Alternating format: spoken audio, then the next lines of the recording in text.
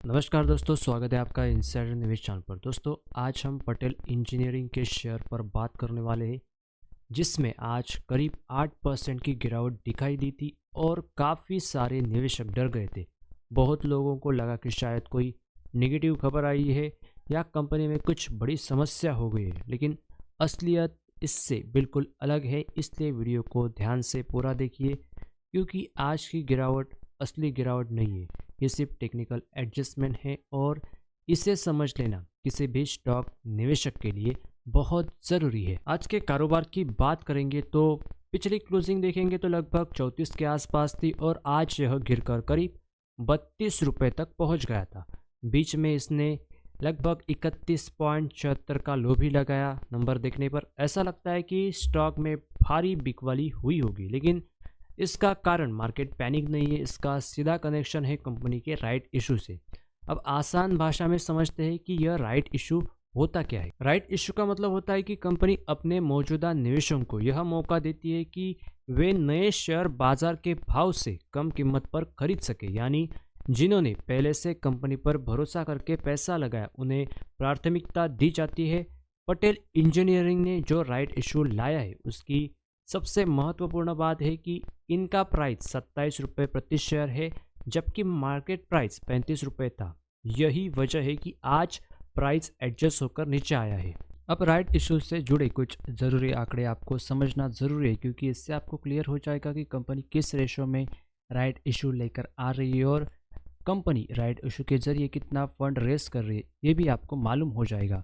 Company लगभग 14 करोड़ 77 लाख 65 हज़ार 820 करोड़ नए शेयर जारी कर रही है और ये रेशो रखा गया है 40 शेयर होल्ड करने पर 7 राइट शेयर आपको मिलेंगे। मतलब अगर आपके पास रिकॉर्ड डेट से पहले कंपनी के 40 शेयर थे तो आप 7 नए शेयर सिर्फ 27 रुपये में खरीदने के लिए पात्र रहेंगे। इसमें कंपनी लगभग 399 करोड़ जुटाएगी। तो जो आज 8% की गिरावट दिखाई दी वह किसी बुरी खबर की वजह से नहीं थी, यह पूरी तरह प्राइस एडजस्टमेंट है। पुराने प्राइस और राइट इशू के नए प्राइस के बीच बैलेंस बनाने के लिए थोड़ा शेयर नीचे आया, बिल्कुल सिस्टम के हिसाब से। अब सबसे महत्वपूर्ण हिस्सा, क्योंकि यहाँ लोग सबसे ज़्यादा गलती करती है, क्योंकि उनको तारीख डेट पता नहीं होती, राइट इशू कब है, रिकॉर्ड डेट कब है, तो ये भी जानना आपको ज़रूरी है। आज तारीख 4 दिसंबर को रिकॉर्ड डेट घोषित किया गया है। इसका मतलब ये है कि आज तक जिसके पास कंपनी के मौजूदा शेयर थे वही राइट इशू के लिए पात्र है। स्पष्ट रूप से कहे तो 3 दिसंबर तक जिनके पास शेयर खरीदे और होल्ड रखे वही इसके लिए एलिजिबल होंगे। आज या इसके बाद खरीदने वाले निवेशकों को आरई नहीं मिलेगा। अब 5 दिसंबर को आपके डीमैट अकाउंट में आरई यानी राइट एंटाइटलमेंट दिखाई देंगे। जितने शेयरों के लिए आप पात्र हैं उतने ही आरई क्रेडिट होंगे। इसके बाद 12 दिसंबर को राइट इशू ओपन होगा और वहीं से आप अप्लाई कर सकते हैं। अप्लाई करने की प्रक्रिया बेहद सरल है। एंजल वन, ग्रो, जीरोदा या जिस भी प्लेटफॉर्म में आपका डीमैट अकाउंट है उससे कॉर्पोरेट एक्शन सेक्शन में जाकर आवेदन किया जा सकता है। लेकिन हाँ, यहाँ एक और अहम बात है कि अगर कोई राइट इशू में अप्लाई नहीं करना चाहता तो आरई को बेचा जा सकता है। ध्यान रहे, यह हमेशा के लिए नहीं रहते। 16 दिसंबर आरई बेचने की अंतिम तारीख है। इसके बाद आरई की वैल्यू शून्य हो जाएगी और आप उन्हें बेच भी नहीं पाएंगी। राइट इशू 19 दिसंबर को बंद हो जाएगा। उसके बाद कंपनी अलॉटमेंट पर काम शुरू करेगी। अंदाज़ा है कि 22 दिसंबर तक अलॉटमेंट पूरा हो जाएगा और 23 दिसंबर के आसपास शेयरों का क्रेडिट या लिस्टिंग देने को मिलेगी। अब आखिरी और सबसे प्रैक्टिकल सवाल, निवेशकों को क्या करना चाहिए।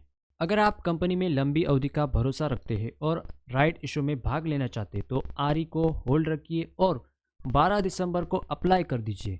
अगर आप अप्लाई नहीं करना चाहते तो आरई को बेचकर पैसा लीजिए। और अगर अभी भी समझ नहीं आया और कन्फ्यूजन है तो गलती करने से अच्छा आरई बेच दे, कम से कम पैसा हाथ में आ जाएगा। तो फाइनल कंक्लूजन की बात करेंगे तो आज की गिरावट निवेशकों को डरने वाली नहीं है। यह कंपनी की स्थिति खराब होने का संकेत नहीं है, यह सिर्फ राइट इशू के कारण आया टेक्निकल एडजस्टमेंट है। शेयर मार्केट में समझदारी तब बढ़ती है जब हम प्राइस मोमेंटम के पीछे असली वजह जानते हैं।